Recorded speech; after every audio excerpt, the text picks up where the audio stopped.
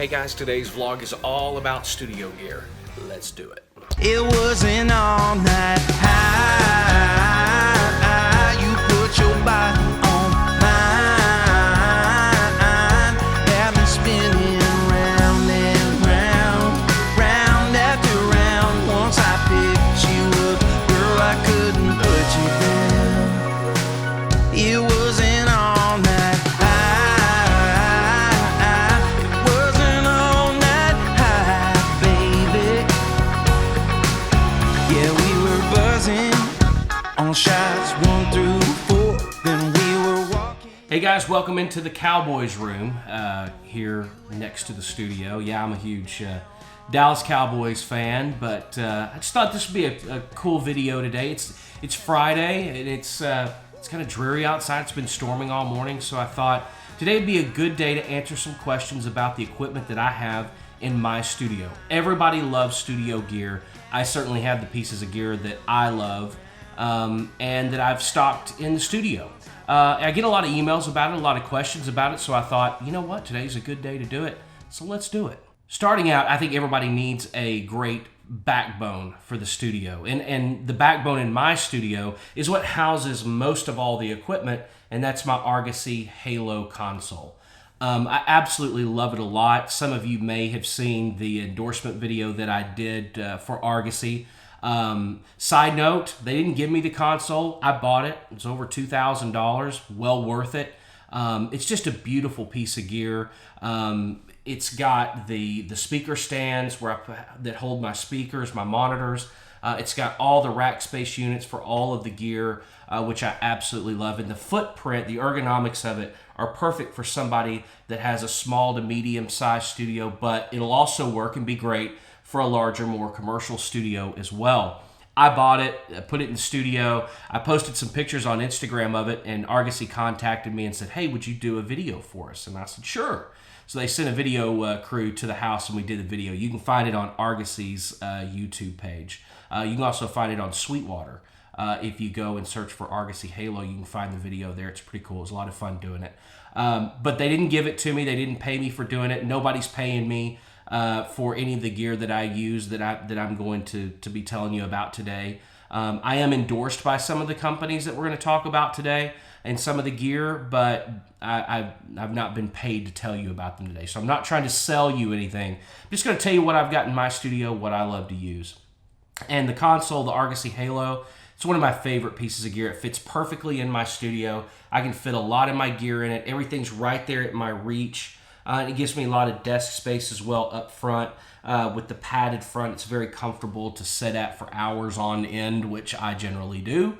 It's just comfortable. It fits me. I've tried everything in the past, from different kind of workstations to just desks like this to everything you can think of. But I wasn't ever really truly happy until I got the Halo, and I absolutely love it. And I think you should check it out if you're wanting a piece of gear like that and a piece of equipment and furniture for your studio to really be the backbone of the studio and the centerpiece. I think you should check it out. And of course, everything that we talk about today, I'm going to put links to in the description below.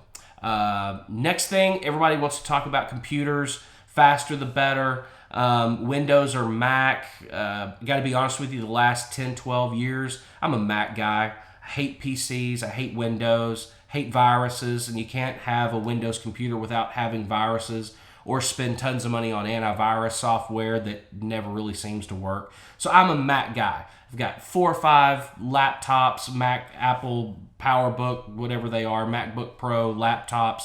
My kids have them. My wife has one. We all have iPhones. We all just got the iPhone 10 the other day, pre-ordered it, looking forward to that coming in. I just like their products. To me also in the creative world, whether it be music or video or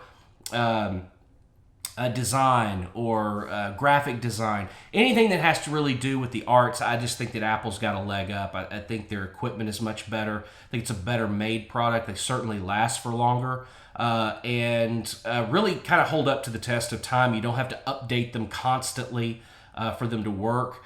That's my preference. What I've got in my studio is an Imac Retina 5K 27-inch.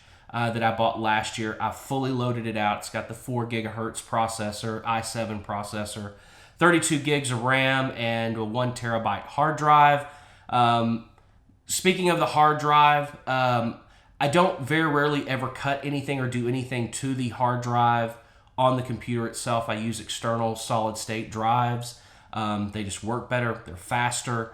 And in this world, in the creative world, that's what you really want. You want something that's fast, something that's easy, and something that's portable. So all of my drives are external. I come out Thunderbolt from the computer to an 8 terabyte G drive, and then I have that backed up by 3 or 4 other drives in the chain. And then I also have it going to my, I think it's a 10 terabyte MyCloud that's hooked up to my network so that I can access any of my drives at any time through that MyCloud portal, which is awesome. If I'm in Los Angeles and I'm in a session and I forgot something, I can log on and download it right to my computer right there. So I really love that. As far as ergonomics and workflow go, it's absolutely perfect. And like I said, I recommend solid state drives.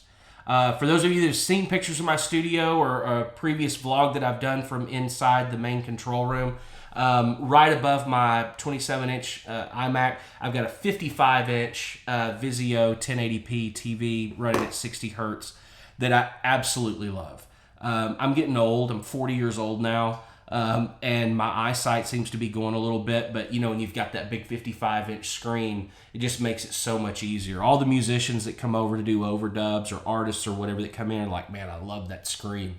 And it's, it's relatively cheap to be able to have a 1080p high definition monitor that is hooked directly Thunderbolt. It's a Thunderbolt HDMI cable, Thunderbolt 2 HDMI cable that goes from the TV down to one of the Thunderbolt ports on the back of the iMac. It's just seamless. I just love it. I have it right above it, so when I'm using the mouse, you can orient the screens how you want. So when I scroll the mouse up, it goes up to that screen. It's really nice. It's really cool. It looks good. It feels good. I don't have to strain my eyes to see anything. That's the main reason for it. But that's a 55-inch Vizio 1080p television that it's a smart TV too, so I like that aspect of it as well. Let's talk about monitors. I've had every pair you can possibly imagine, to the old NS10s where you needed an amplifier, to the newer NS10 models, to the Atom A7s, to the M Audio stuff. I've had it all, and I've worked with all of them in various studios all over the country. The ones that I settled on that I absolutely love in my studio that fit me are the Focal Alpha 80 series 8-inch subwoofers. Not really 8-inch, it's more like 7 inches, but they call it an 8. I just found that I like the sound that comes out of them. When I went and bought these, I was listening to the Barefoot Audio stuff. I was listening to a range of stuff that cost, honestly, a lot more than these do, because to me, I think these are affordable. They just sounded really, really, really good.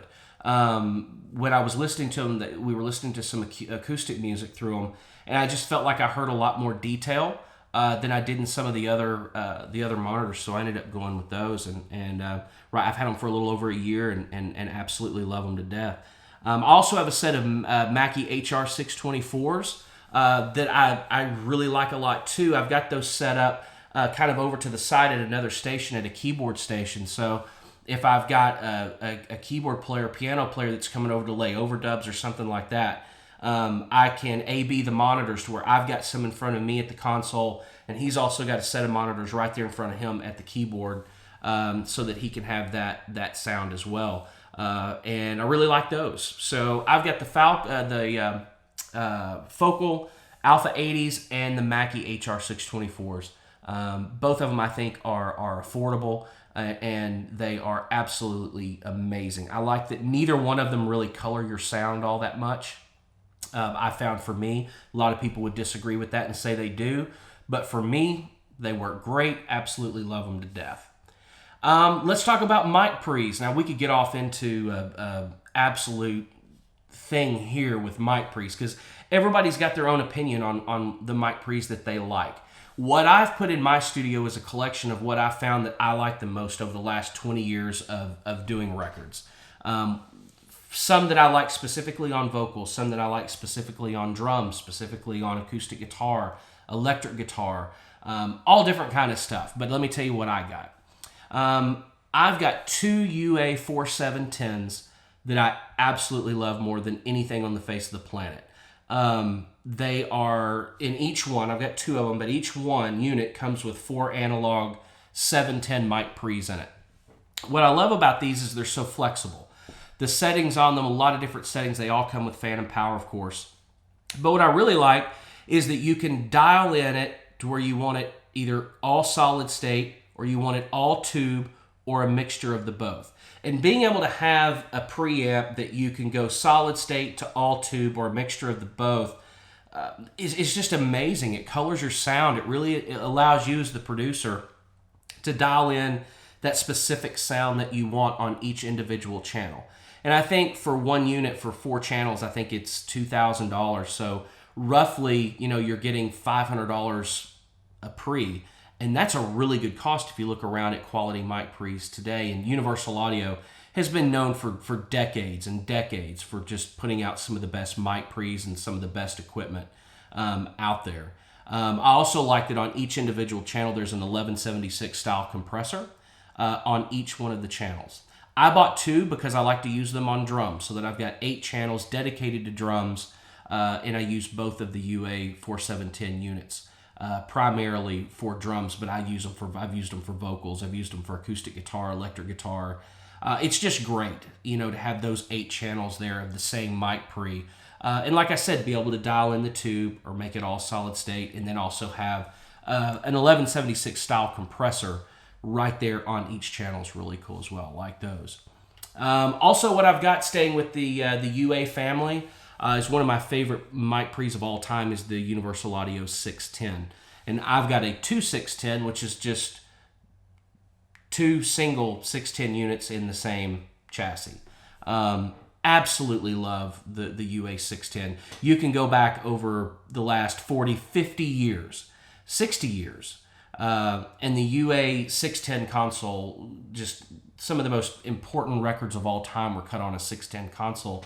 And those mic pre's they're just coveted, and they sound absolutely phenomenal. They're known for being warm and round, very robust sounding, but they also have that soft, warm tone to them that sometimes, a lot of times on vocals or things like that, you just want something that has that bottom end warmth to it, and the 610 certainly does. So I've got the UA 610, so I've got 2 of those as well. So in Universal Audio land, I've actually got that's 10 channels of Universal Audio, and I just love their stuff. It stands up to the test of time for years, and it's just cool, and I like them. I love the way they sound. For me, that's really the determining factor when I decide what kind of gear I'm going to buy, is what sounds good to me. I don't care what the name on it is. If it sounds good, it is good, and that's all that matters. Don't get caught up into this, this cost more, so it must be better. That's not true when it comes to audio gear. What sounds good is what you should be buying and what you should be focusing your time on. That being said, I do have a Neve 1073 in a 500 series format that I absolutely love. Sometimes artists, they've heard about a Neve 1073, they've researched, they know that this artist that they really love uses a Neve 1073 mic pre, so they want to use a Neve 1073 mic pre. So that's why I have one. I do love the way that it sounds. You get that legendary vintage sound out of a 1073 that's very identifiable when you listen to some of the older records. A lot of drums used to be cut on 1073s, a lot still are. But I love it. Use it primarily on vocals when I use it. I've used it on a couple acoustic guitar tracks. Everything you put through it sounds great. But also in my 500 series lunchbox, I have come to find out, which is probably my most favorite mic preamp of all time, and that is I have 2 API 512Cs. I use them for vocals. I use them for kicks and snares. I use them for acoustic guitars, for bass. Just about every instrument in the world you can think of, I like putting through API. It's just got a punch, to me, that no other mic pre has. And that's why I like them so much. I bet if you went back over the records that I've produced over the last 3 years, I would bet 90% of them, all of the vocals were done with an API 512. Some are done on the Neve, but probably 90%. When I'm doing vocals, if I want something that's real creamy and warm, I'll use the 610. But 99% of the time, it's an API 512C.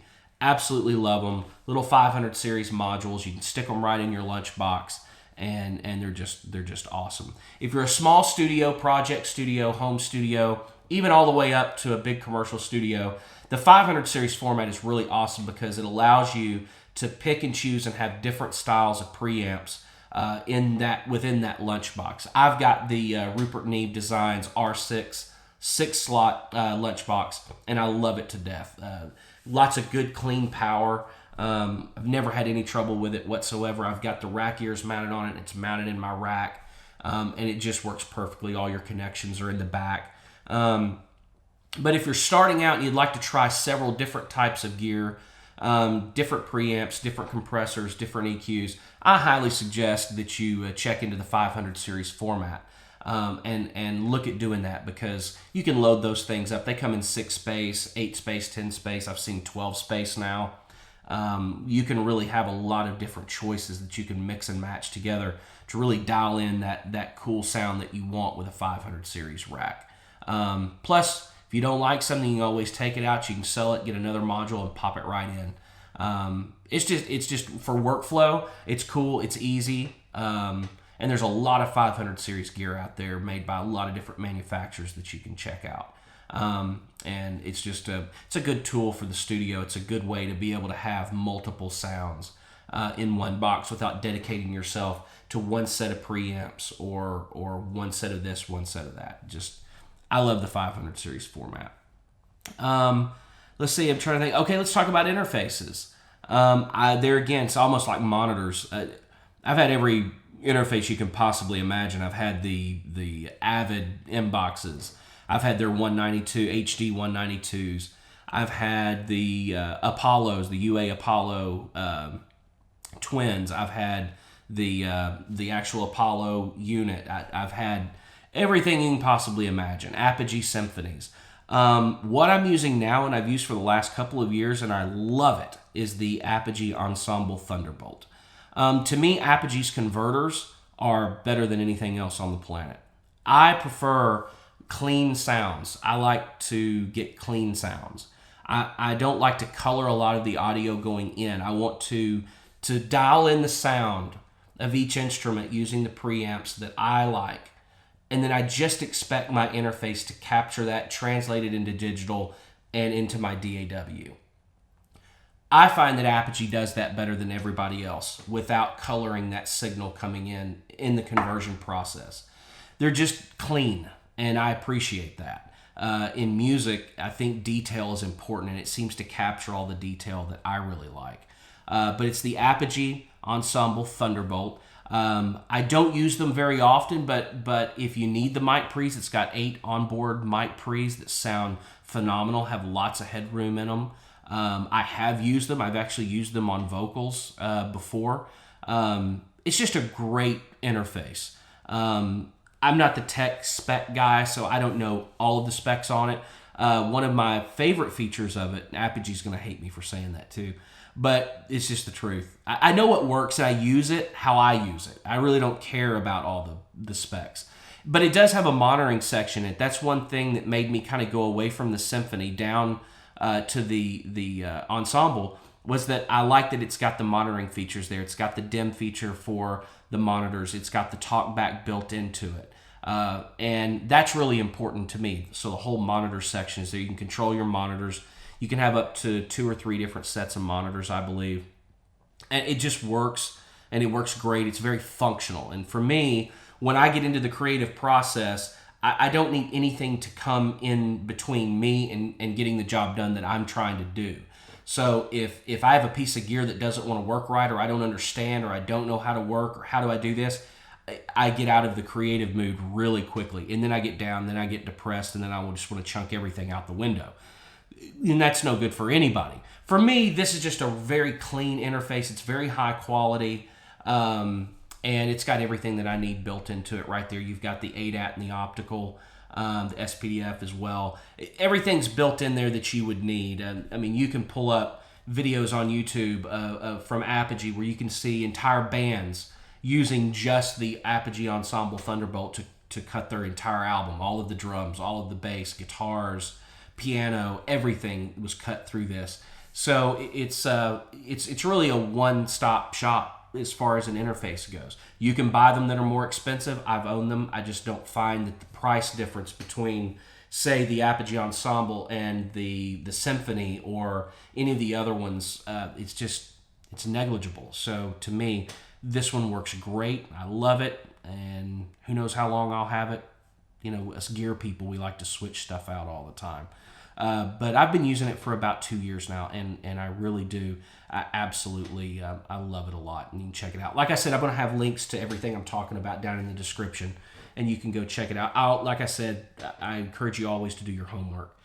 Find out what suits you, what you like.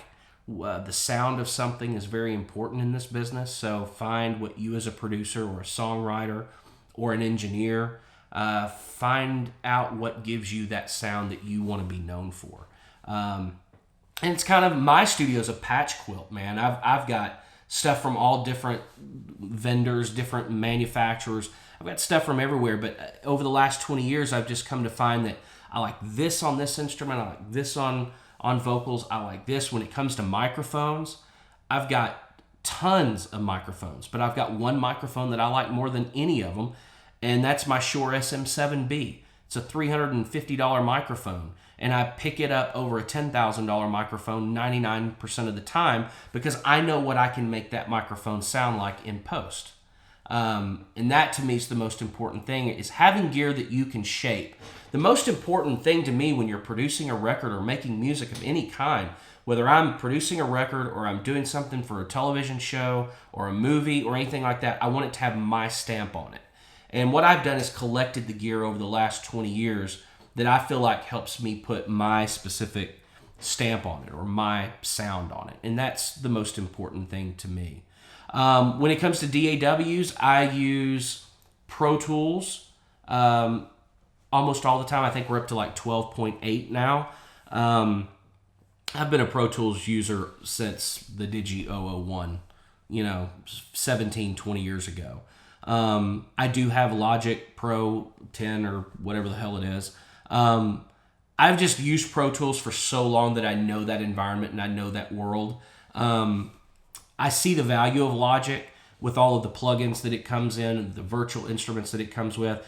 It's amazing, and I try to dabble with it and learn more about it as much as I can, but I just don't know it well enough to pull Logic up and go to work.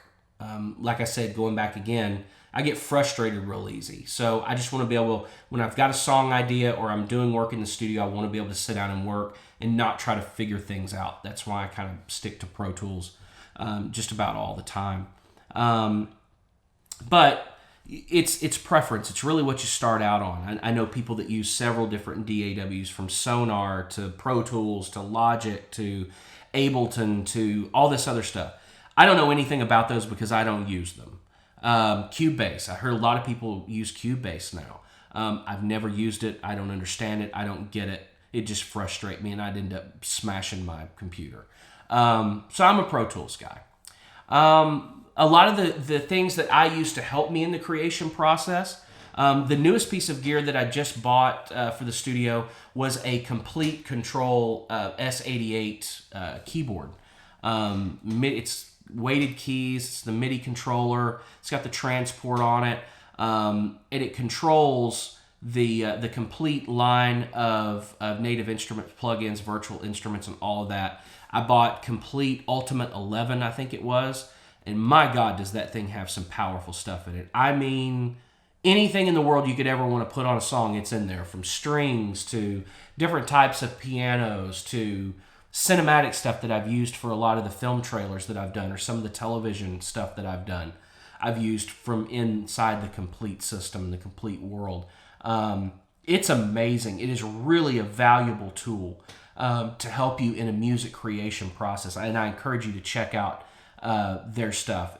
All of this stuff, whether you're talking about the computer, you're talking about the mic pre's, all of this stuff is tools. And you know as well as I do, a hammer laying on a desk doesn't do anything. You know, it needs that the guy or the girl to walk over and pick that hammer up and go do something with it. It's the same thing with these things. They're not going to make the music for you. You have to put yourself and interject yourself into the process. These are just tools. They're tools that I like to use to help craft and create the sound that I've become known for, and that people come to me and go, we want you to produce our record because we know it's going to sound like this. So I like the tools of the trade, and I encourage you to learn more about them. Learn what you like, learn what you don't like, and start to create an identity for yourself. So that's about it. That's everything I've got in the studio. You know, it comes and goes. I buy gear all the time. I sell gear. You know, you get tired of something, you find out you don't use it enough. But, you know, I've kind of got it honed in now to where I've kind of surrounded myself with the things that I really like, and that over the last 20 years, I've come to know work for me and help create that Steve Freeman signature sound that I'm known for. So that's it. That's what I've got in the studio. Hope you guys have enjoyed the video. If you got something out of it and really liked it, do me a favor and hit the thumbs up one time. If you didn't like the video and you fucking hated it, hit the thumbs down button twice. And if you haven't already, be sure and subscribe to the channel. A lot of great videos coming up. This was kind of a last minute thing. I get a lot of emails and questions about what kind of gear I have in the studio, so I wanted to do a vlog today and kind of tell you about what I use. But I hope you've enjoyed it. Until next time, keep asking questions, keep pushing the bounds, keep being creative. Then we were walking right out the door. You had "I want you right now" all over your face. Then you took me back to your